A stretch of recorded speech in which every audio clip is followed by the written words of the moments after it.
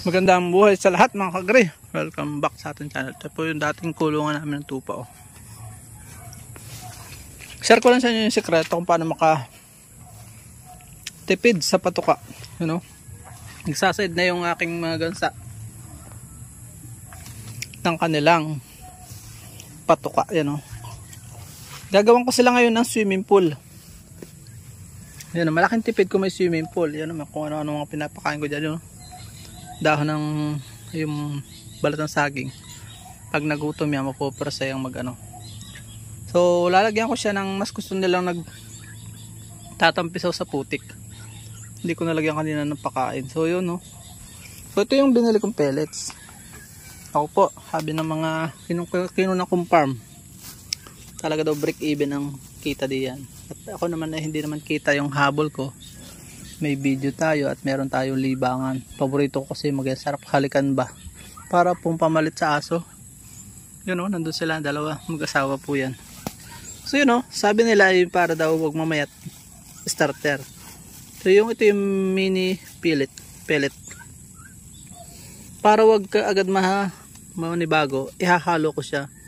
2 kilong, ito 36 lang ito 39, so nakatipid ako ng 3 pesos. Paghahaluin mo yan, tapos ako may bibigay, babalik. Ganun lang po yung sekreto dyan. Hanggang sa maging duck feed. Mas matipid po yun, 26 lang. Kikita ka rin, para-paran. At ito yung isa pag wala kang ganito, huwag ka nang umasang may matitira pa sa income sa'yo. Sa gansa. Dahil paborito nila ang damo. Parang tupa din yan, imbalance.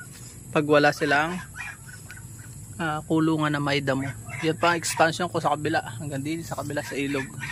Expansion plan, magubat pa.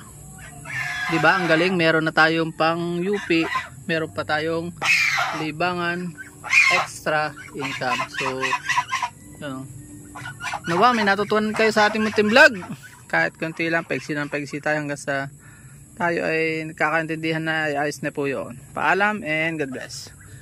Oy, bye-bye kayong dalawa, bye-bye. Ingay nyo, bye-bye. Parang mga aso yan, nakakatuwa. At maganda siya, pag minahal mo ay mamahalin ka rin, habol lagi sa'yo. Yun lang po, paalam and God bless. Please support all Filipino vloggers. Pakita natin sa mundo nagkakasapon lahing Filipino. Magbibideo po ako dito sa sunod. Sundan nyo lang po, gagawa ako ng swimming pool nila. Mga putik-putik, gusto nila yan. Bye-bye po muna.